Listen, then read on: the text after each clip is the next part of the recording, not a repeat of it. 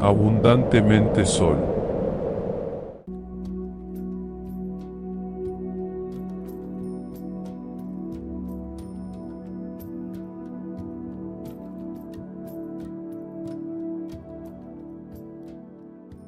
El budismo es una de las filosofías más importantes del mundo. Fue fundada hace más de 2500 años al norte de la India. Está fundamentada en los principios de la no violencia, la gentileza amorosa para todos los seres sensibles, paz, tolerancia y compasión. Promueve que los seres humanos vivan según los maestros de la tradición, siguiendo la ética del equilibrio y buscando llegar a un estado de paz y ecuanimidad sin límites. Esta importante tradición religiosa ha acumulado por siglos mucha sabiduría sobre la mente humana y también tiene muchísimas técnicas de meditación que se pueden aprender bajo la tutela de un maestro cualificado. La meditación nos conduce a un mayor conocimiento propio y nos ayuda a mejorar nuestra actitud mental en general. El fin de toda esta práctica es lograr beneficiar a todos los seres sensibles mediante el pleno desarrollo de la compasión. Esta es la práctica que enfatiza el budismo que nos llega desde el Tíbet. El budismo tibetano proviene del último desarrollo del budismo en la India, durante los siglos 7 hasta el 12. Durante este periodo, monjes, yogis y eruditos del sur cruzaron los Himalayas con los tesoros de las enseñanzas de Buda. Es durante este periodo inicial donde se reúnen los talentos inconcebibles de Gurú Padmasambhava, el rey Trisong Deutsen y el traductor Shantarakshita, y fundan la primera escuela budista del Tíbet, conocida como la Escuela de la Antigua Traducción o en tibetano, Nyingma. Todos los textos budistas existentes en ese periodo fueron traducidos y archivados en los monasterios que fueron surgiendo, protegiendo así para la posteridad el legado del Buda para la humanidad. Este hecho es importante pues el budismo desapareció prácticamente de su lugar de origen, la India. El budismo tibetano no es meramente una variación geográfica o cultural del budismo, es su esencia misma. Todas sus traducciones se encuentran dentro de él. La enseñanza Hinayana, Mahayana y Vajrayana se concentran todas en el Tíbet. La tradición Vajrayana es la más intensa en la práctica del budismo tibetano. Esta práctica combina todos los elementos de las anteriores escuelas, la Hinayana y la Mahayana, añadiéndole variadas técnicas de meditación, visualización y métodos para transformar radicalmente la mente de los practicantes del estado ordinario de conciencia a la naturaleza real de la mente.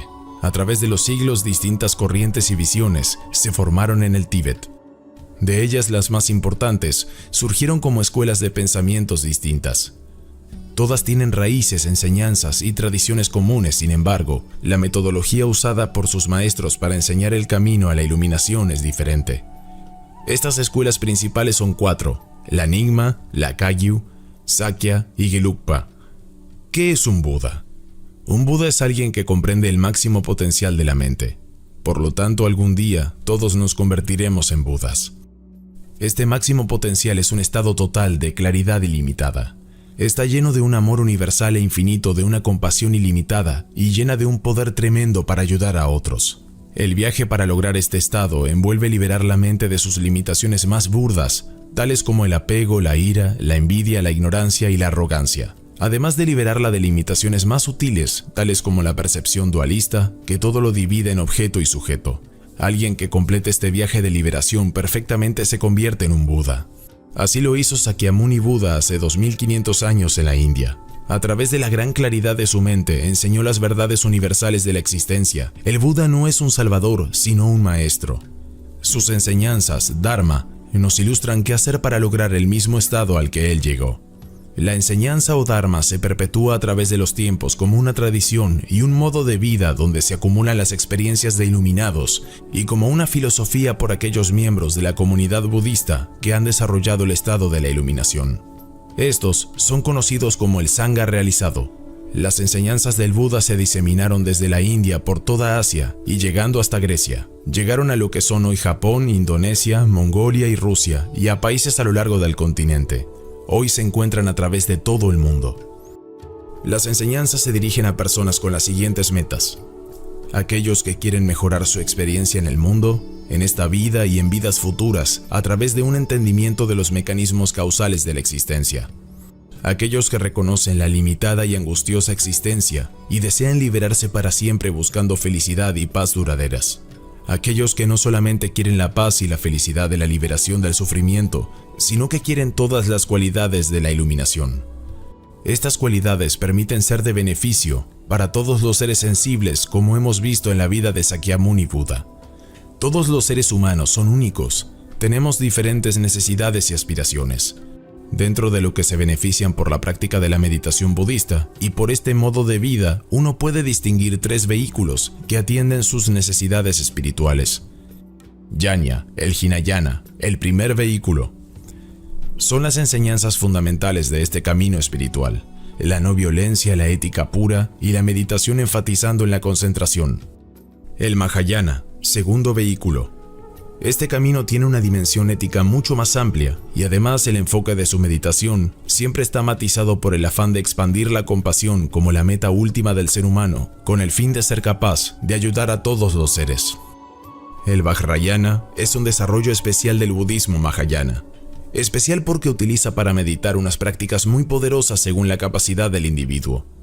Este vehículo solo puede ser aprovechado cuando aparece un maestro excelente y debidamente cualificado, un gurú, y a su vez su discípulo tiene las cualidades necesarias y la estabilidad de la mente para hacer esta práctica.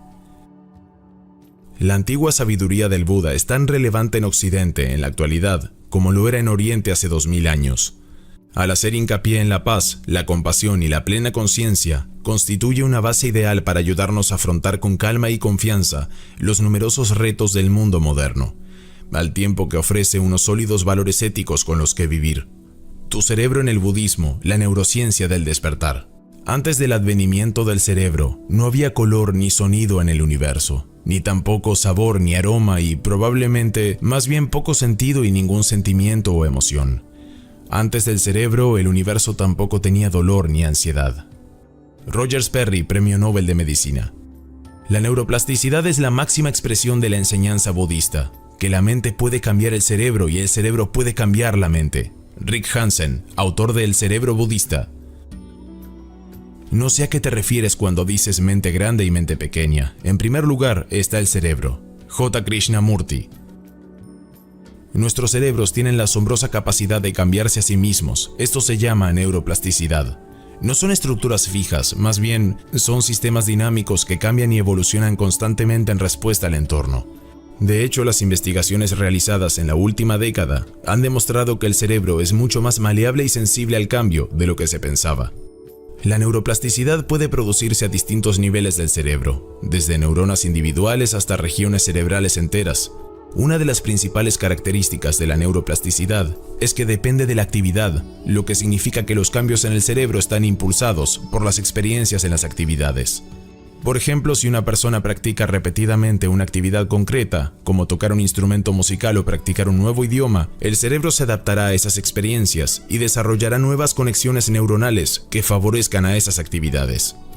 La neuroplasticidad también tiene importantes implicaciones para entender la relación entre la mente y el cerebro. Si el cerebro tiene la capacidad de cambiar y adaptarse en respuesta a las experiencias, esto significa que nuestras mentes también tienen la capacidad de cambiar y adaptarse. Pero, ¿qué queremos decir cuando hablamos de mente? ¿Qué es la mente? Por lo tanto, debido a la neuroplasticidad del cerebro, podemos cambiar nuestros patrones de pensamiento para tener mentes más felices o beneficiosas. Pero aún más que esto, podemos desarrollar la capacidad de ralentizar o incluso detener completamente el pensamiento mediante la actividad de centrar la atención en el vacío o silencio, vacío entre los pensamientos. Muchas tradiciones religiosas y místicas, incluidas muchas escuelas de budismo, enseñan qué es esta capacidad de descansar en el vacío entre el pensamiento, lo que revela en última instancia que es la naturaleza misma de la realidad. En todas las escuelas budistas se enseñan ejercicios prácticos desde el canto, la visualización, la atención plena y la meditación, para ayudar a producir estos cambios en el cerebro y por tanto en la mente. Estos ejercicios de meditación budista son de hecho ejercicios de neuroplasticidad. El cerebro es con diferencia el objeto más complejo del universo conocido. No hay absolutamente nada más en el universo que se le acerque. La evolución del cerebro a lo largo de millones de años ha dado lugar a nuevas capacidades y habilidades que nos han permitido adaptarnos a nuestro entorno. Una etapa clave en la evolución del cerebro fue el desarrollo del neocórtex.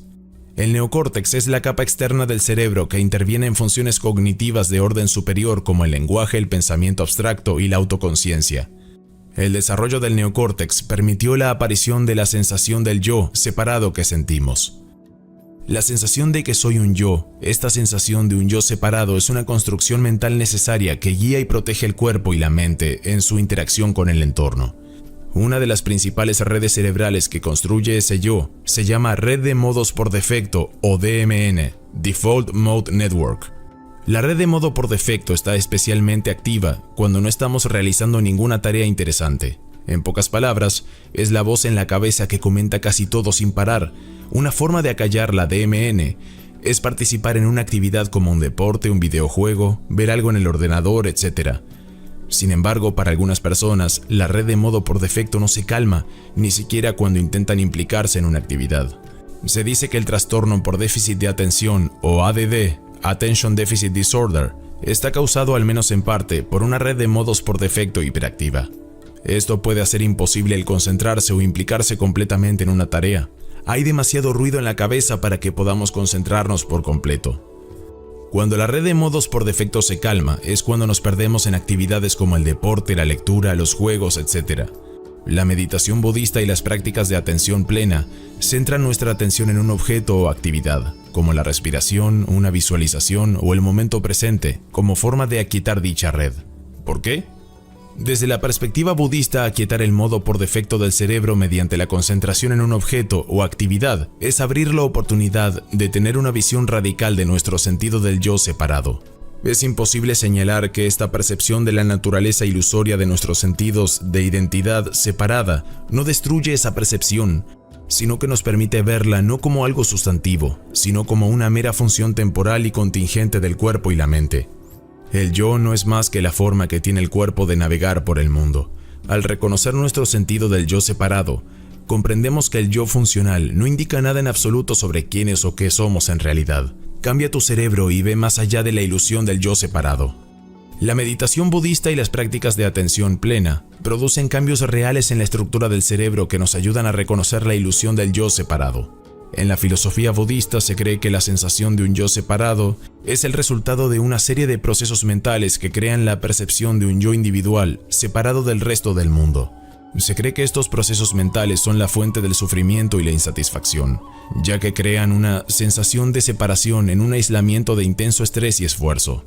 Mediante la práctica de la meditación budista, las personas pueden aprender a observar sus pensamientos y sentimientos sin juzgarlos y a reconocer la impermanencia y la interconexión de todas las cosas.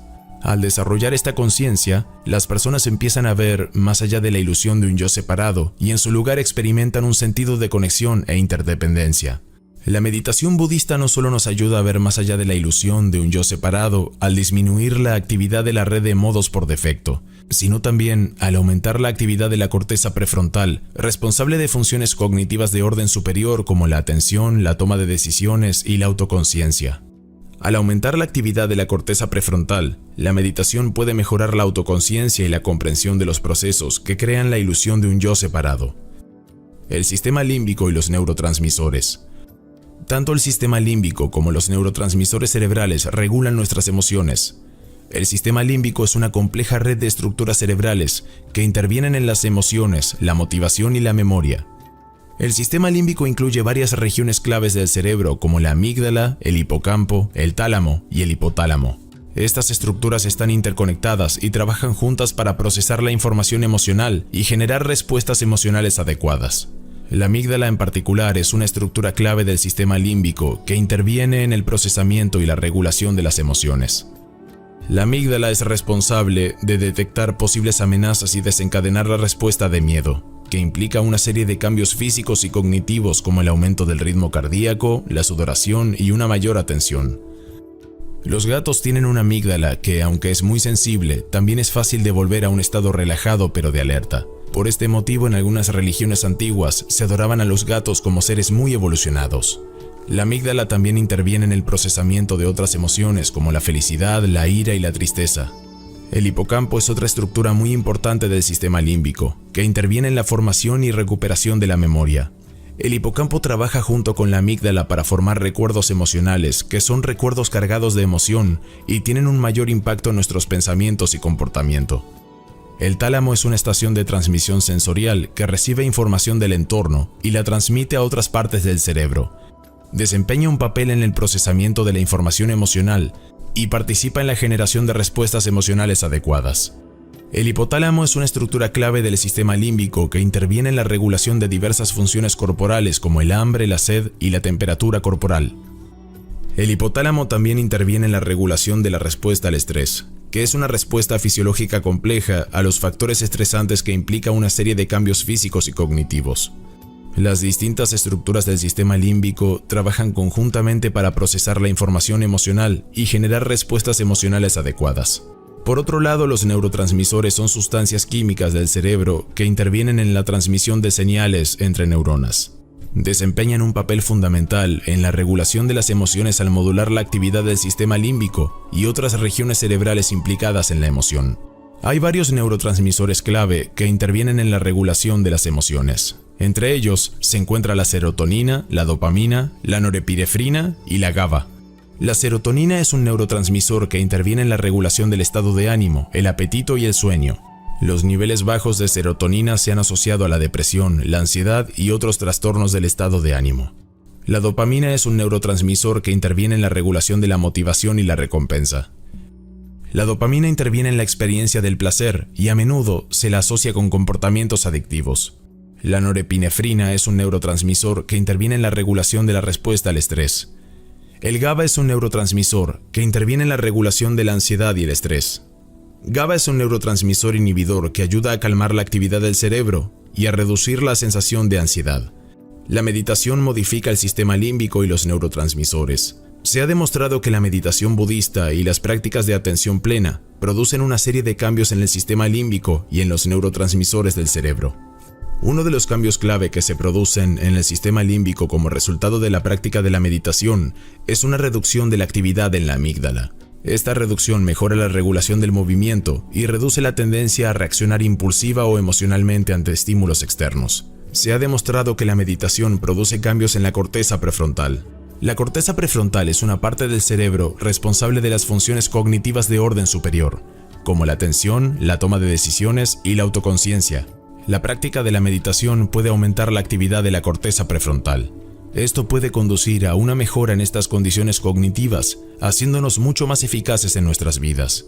A través de la meditación también podemos producir cambios en los niveles de neurotransmisores en el cerebro. Estudios científicos recientes han demostrado que la meditación se asocia con un aumento de los niveles del neurotransmisor GABA, lo que reduce la ansiedad y favorece la sensación de la relajación profunda. La meditación también aumenta los niveles de dopamina, lo que mejora el estado de ánimo y la sensación de bienestar. Se ha demostrado que la dopamina, el neurotransmisor responsable de la sensación de placer y recompensa, aumenta considerablemente con la práctica regular de la meditación. El aumento de los niveles de dopamina en el cerebro también aumenta la motivación. Por último, la práctica de la meditación también aumenta la densidad de materia gris en el córtex principal, el córtex cingulado anterior y el hipocampo, que son áreas del cerebro implicadas en la atención, la memoria y la regulación emocional. Sin embargo, es importante señalar que los efectos de la meditación en el cerebro no son inmediatos. Se necesita tiempo y práctica para observar cambios significativos en la estructura y en la función del cerebro. Los dobles beneficios de la meditación en el cerebro. Con la meditación budista a largo plazo y toda la práctica de atención plena, se producirán cambios beneficiosos en la estructura del cerebro. Los beneficios serán de dos tipos principales. En primer lugar, se producirá una disminución de la actividad en la red de modos por defecto del cerebro, lo que puede conducir a una mayor comprensión de la naturaleza del yo. El reconocimiento de que el sentido del yo es separado e ilusorio puede conducir a una disminución de la ansiedad de todo tipo, personal y social. Esto puede ayudar a cultivar una actitud humorística, no seria, espontánea y juguetona hacia la vida. En segundo lugar, los cambios positivos provocados por la meditación budista y las prácticas de atención plena en los sistemas límbicos y de neurotransmisores del cerebro pueden ayudar a aumentar la funcionalidad humana, lo que puede contribuir a que una persona sea más eficaz y tenga más éxito en su vida. La neuroplasticidad de nuestro cerebro hace que todo esto sea posible y alcanzable. En pocas palabras, el budismo y sus prácticas meditativas son prácticas y programas de neuroplasticidad. Al cultivar estados mentales positivos y reducir los negativos, podemos cambiar la estructura y el funcionamiento del cerebro de forma que promueva el bienestar y la felicidad. lo cual es el objetivo clave de las enseñanzas y prácticas budistas. Los 10 mejores libros sobre budismo y cerebro. En los últimos años se ha producido un aumento del interés por la intersección entre budismo y neurociencia. A medida que investigadores y estudiosos tratan de comprender el modo en que la meditación y otras prácticas budistas pueden influir en la estructura y el funcionamiento del cerebro. He aquí 10 de los mejores libros recientes sobre el budismo en el cerebro. Estos libros ofrecen un análisis detallado de esta fascinante intersección a partir de las últimas investigaciones en neurociencia y psicología. Estos libros ofrecen una hoja de ruta sobre cómo podemos utilizar la meditación y otras prácticas budistas para cultivar una mayor conciencia, compasión y bienestar, y para liberar todo el potencial de nuestro cerebro y nuestra mente. Buddha's Brain, el cerebro de Buda, de Rick Hampson, ofrece una visión accesible y completa de las formas en que la meditación y otras prácticas budistas pueden moldear el cerebro a partir de las últimas investigaciones en neurociencia y psicología. Hampson ofrece consejos prácticos sobre cómo utilizar la meditación para cultivar emociones positivas, reducir el estrés y mejorar nuestro bienestar. Altered Traits, de Daniel Goleman y Richard Davidson, explora los efectos a largo plazo de la meditación sobre el cerebro y la mente. Goleman y Davidson se basan en sus propias investigaciones, así como en el trabajo de otros científicos destacados en este campo, para ofrecer un análisis detallado de cómo la meditación puede promover cambios duraderos en nuestra salud mental y física. The Mindful Brain, de Daniel Siegel, ofrece una visión completa de cómo la atención plena puede afectar al cerebro. Siegel explora la ciencia que subyace a la atención plena y ofrece ejercicios prácticos y meditaciones que los lectores pueden utilizar para cultivar una mayor conciencia y bienestar. Porque el budismo es verdad, de Robert Wright, explora el modo en que la filosofía y la psicología budistas pueden ayudarnos a comprender la naturaleza de la mente y el cerebro. Basándose en los conocimientos de la psicología evolutiva, Wright sostiene que muchas de las enseñanzas del budismo están respaldadas por pruebas científicas, que la meditación puede ayudarnos a cultivar una comprensión más profunda de nosotros mismos y del mundo que nos rodea. The Buddha Pill, de Miguel Farías y Catherine Wickham, analiza el auge de la atención plena y la meditación en la cultura occidental moderna. Farías y Wickham examinan las pruebas científicas que sustentan la atención plena y analizan algunos de los posibles riesgos e inconvenientes de la meditación. La ciencia de la meditación, de Daniel Goleman y Richard Davidson. Goleman y Davidson ofrecen una visión completa de las últimas investigaciones sobre la meditación en el cerebro. Exploran las formas en que la meditación puede afectar a la estructura y función del cerebro y ofrecen consejos prácticos para incorporar la meditación a nuestra vida cotidiana. La vida emocional de tu cerebro, por Richard Davidson y Sharon Bagley, explora las formas en que las emociones pueden moldear el cerebro. Basándose en décadas de investigación, Davidson y Bagley muestran cómo la resiliencia emocional puede cultivarse a través de prácticas como la meditación, y ofrecen consejos prácticos sobre cómo podemos entrenar nuestro cerebro para gestionar mejor nuestras emociones. La alegría de vivir, por Yongey Mingyur Rinpoche, ofrece una perspectiva budista sobre la naturaleza de la mente y el cerebro. Rinpoche se basa en sus propias experiencias como maestro de meditación para ofrecer consejos prácticos sobre cómo podemos utilizar la meditación para cultivar una mayor conciencia y bienestar. El cerebro que cambia por sí mismo, de Norman Deutsch, explora las formas en que el cerebro puede adaptarse y cambiar con el tiempo. Basándose en estudios de casos e investigaciones científicas, Deutsch muestra cómo el cerebro puede ser recableado a través de prácticas como la meditación y otras formas de entrenamiento mental. Zen and the Brain, el Zen y el cerebro, de James H. Austin, explora la intersección entre el budismo Zen y la neurociencia. Austin se basa en su propia experiencia como practicante Zen y neurocientífico para ofrecer una perspectiva única sobre cómo la meditación puede moldear el cerebro y la mente. Estos 10 libros proporcionan una exploración rica y variada de este tema, ofreciendo una visión de las formas en que la meditación y otras prácticas budistas pueden promover cambios positivos en el cerebro y mejorar nuestra salud mental y física. Si deseas realizar una poderosa meditación budista, te recomiendo la meditación de las 4 piedras guiadas por el maestro budista Zen Thich Nhat Hanh. Búscalo así, respira el ahora, meditación budista de las 4 piedras, Thich Nhat Hanh. Hasta la próxima.